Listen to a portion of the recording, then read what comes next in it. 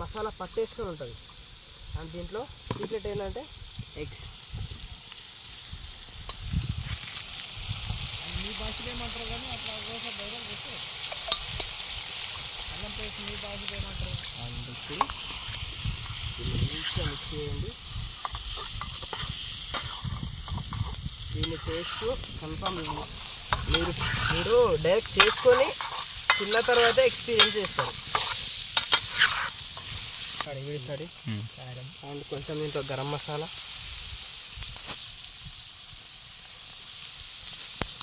And కొంచెం దీంట్లో ధనియా powder, కొంచెం ఆల్రెడీ దాంట్లో వేసినాం కదా, ఇప్పుడు కొంచెం కారం అన్నీ దాంట్లో వేసిరుగా.